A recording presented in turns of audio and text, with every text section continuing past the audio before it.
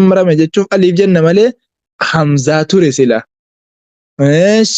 Kanaafiyyuu qubeelee 28 sana bakka isiin irraa baatu waan isiin jedhamtu sana beekuudha jedhe bakka isiin jedhamtu.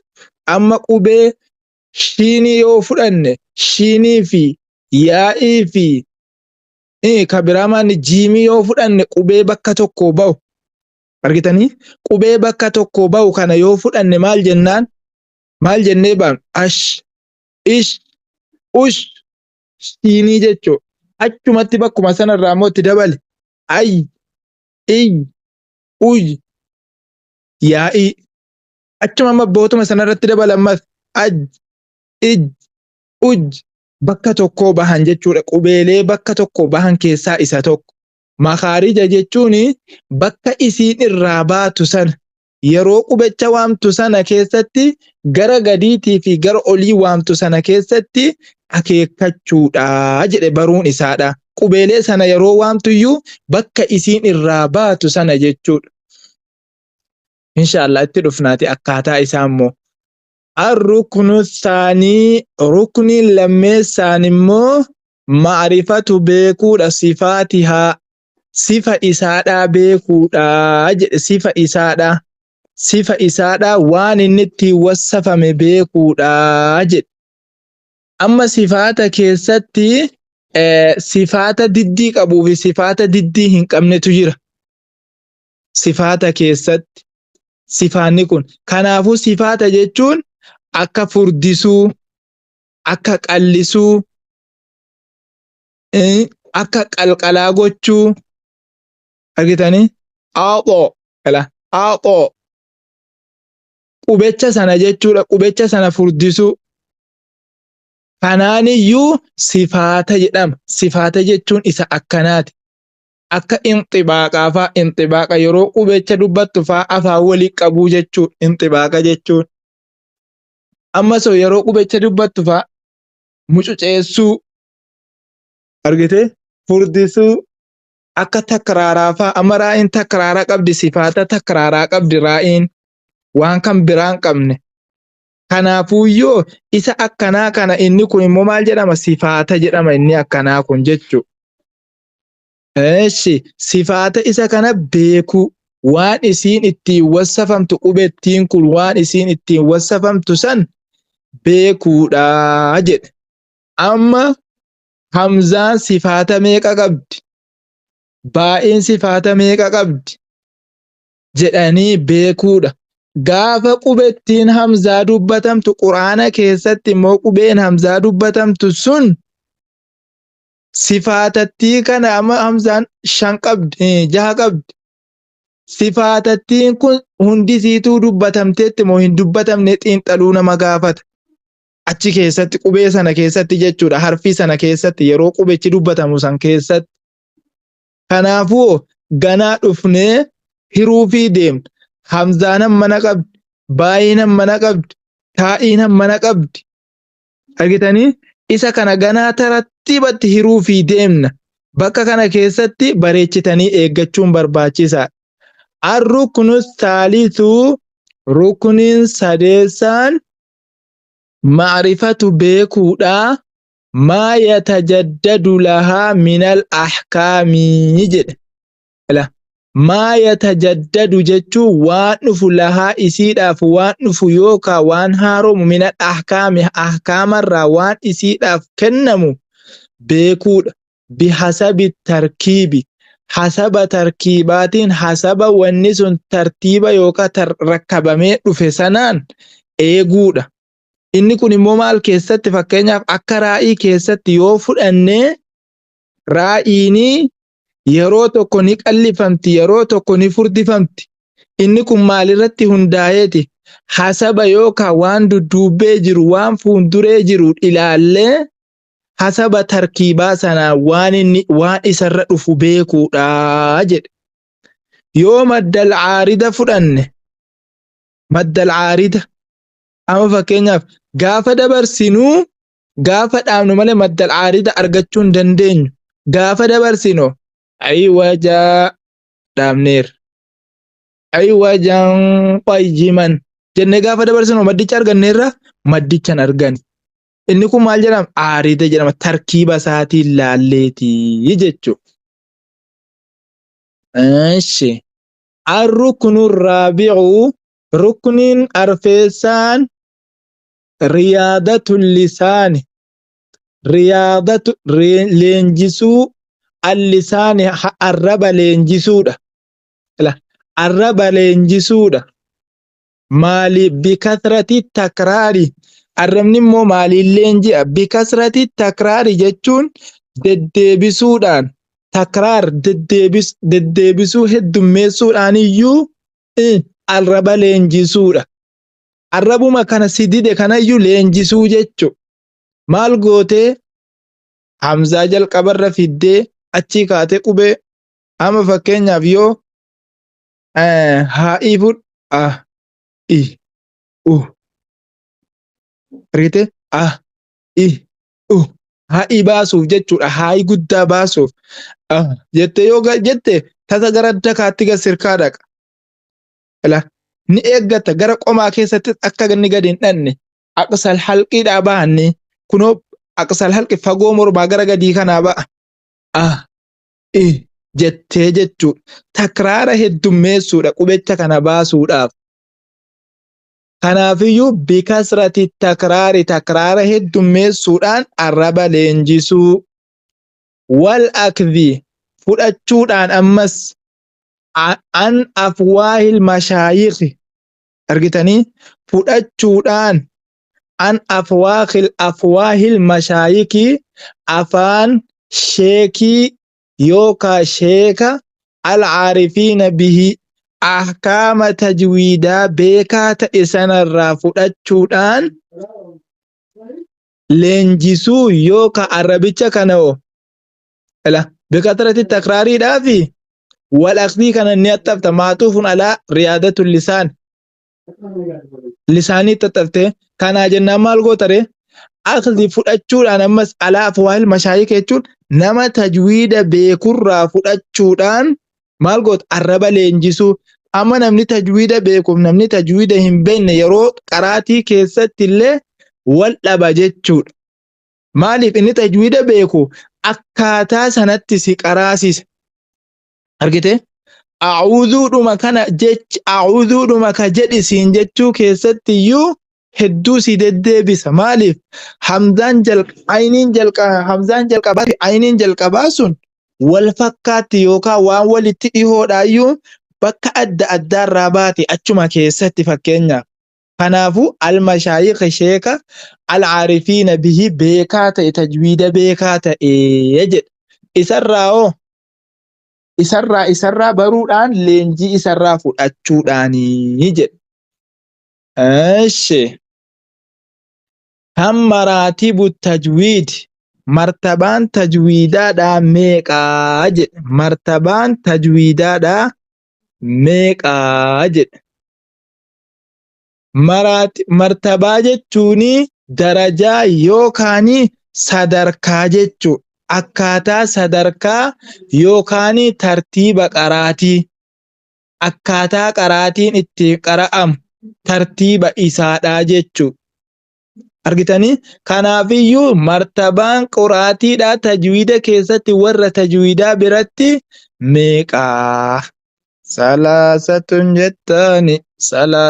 jettaani jawaab deebi salaasatun jennaan immoo sadi jettaani salaasatun sadi tartiilun tokkoffaan tartiila jechuun isa kam? Tartiila jechuun suuta deemuu suuta isa dhaqanii immoo achi harkisanii balleessan sanas miti. Suutuma deemuu qaraatii keessatti suuta deemuu haqa isaa guutte isa silaa waajibaa isa silaa jaa'izaa akkasumatti jechuudha bakka isaatti eeggattee suuta deemuu sanaan tartiila jedhama. Inni kun waa hadrii jedhama. Hadri jechuun argitanii?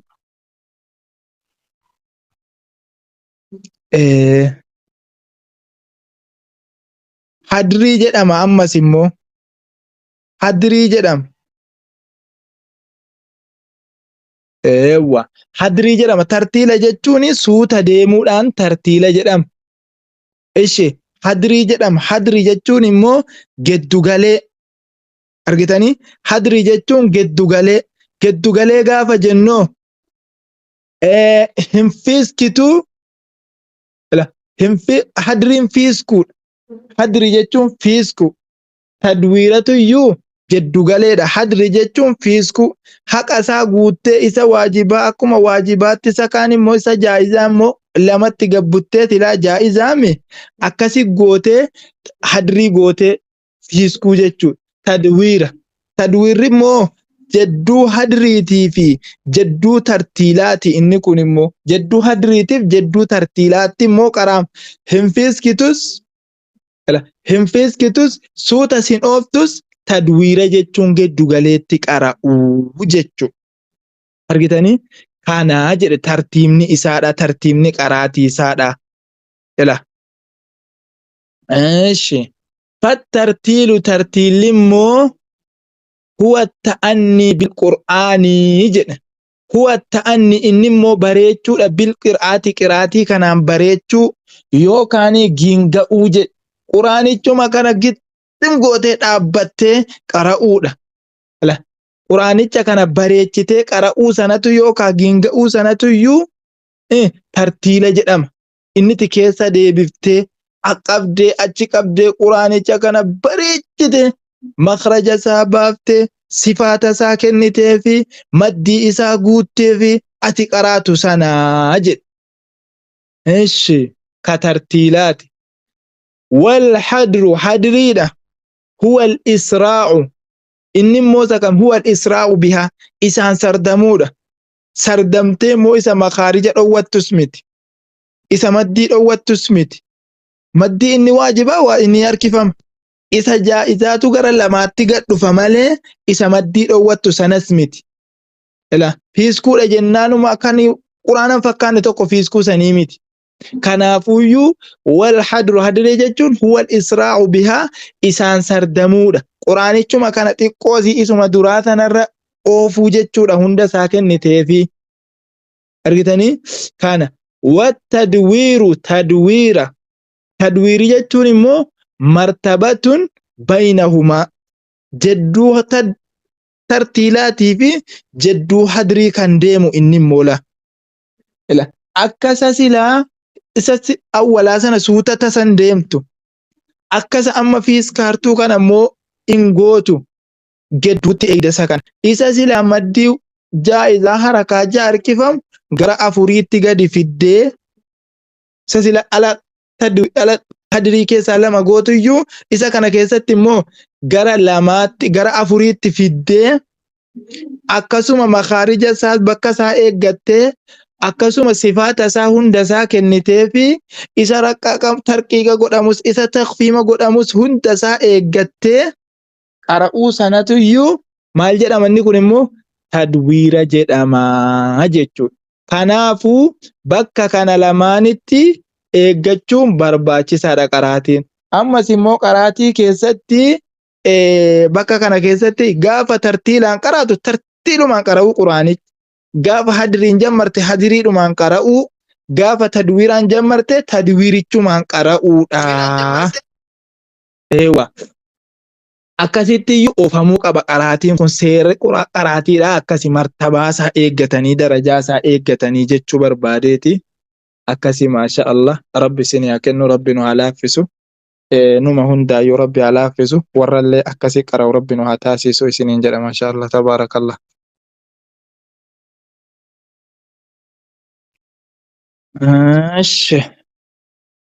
Mee yoo gaafii qabaattan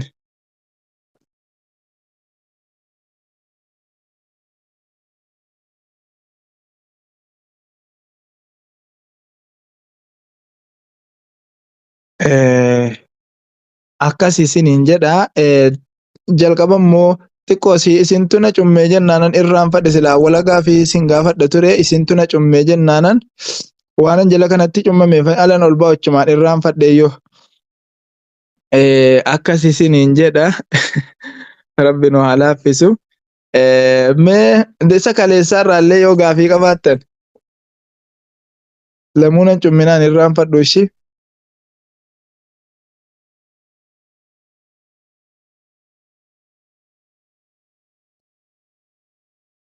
Yoo gaafii qabaattan inshaallah.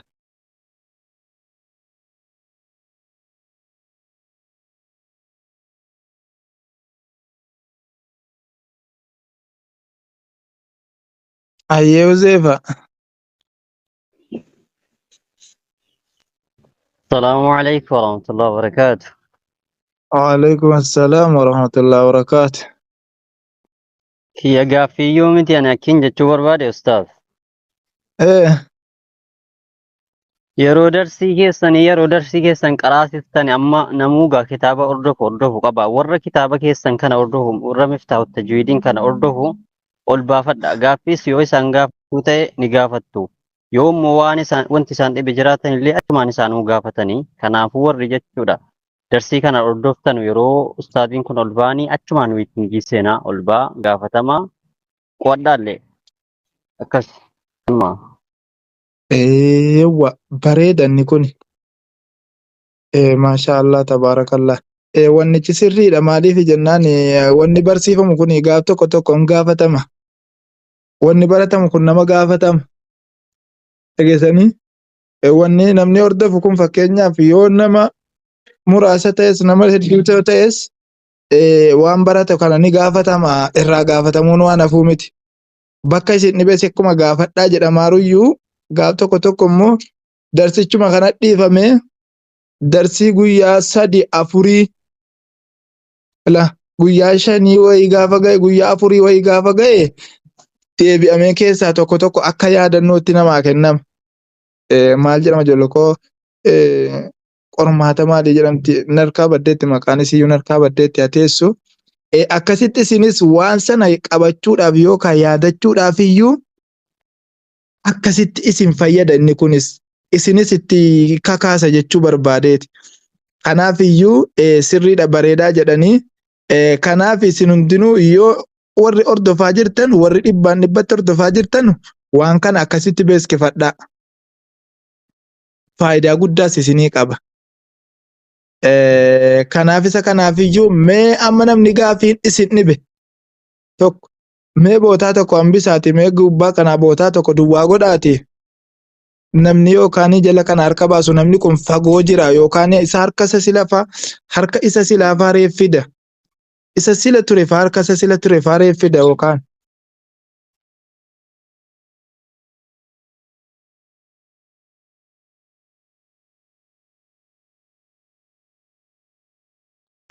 gubbaa kanaa bootaa tokko godhaame duwwaa.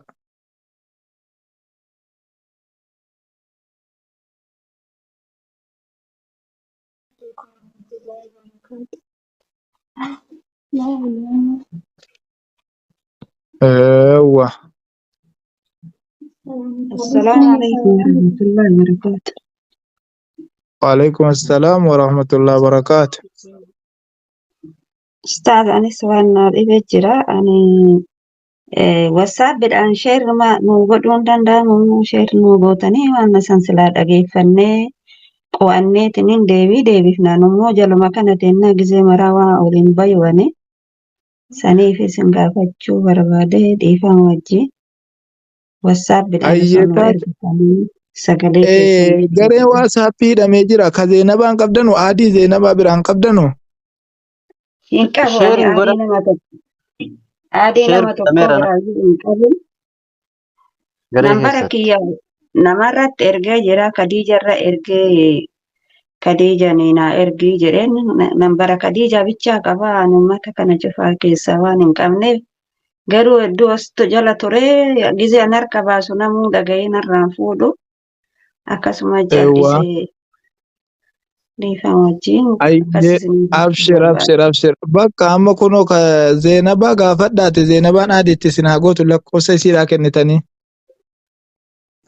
eewa garee waasaappiitti ijaaramee jira garee waasaappiirra sheer godhamaa jira achirratti sheer godhamaa jira wanni waraabamu kun fakkeenyaaf Zeenaba nambara isiin qabu kaayoo isiin akkamitti argachuu danda'a? ayyaashee Khadija irratti erge an Khadija na ergi gara irratti ergiiti na akka na ergan jedheeni garuu kan amma naan ergineessu. Haadha Faisal waastaappiin qabdu ati. Garee waastaappii keessan jirtu yoo waastaappii Kees- adii na Keessan godhee jiru kan lakkoofsumaan argi. ani Lakkoofsa kee keessan ergi jiru. ayya. Eessarratti ergaree lakkoofsa kana guruppii kamirra erguu danda'a asirratti? Akkasitti La la keessan la la. ergu. Uzeefaa Uzeefaatii gaafadhu kunuun.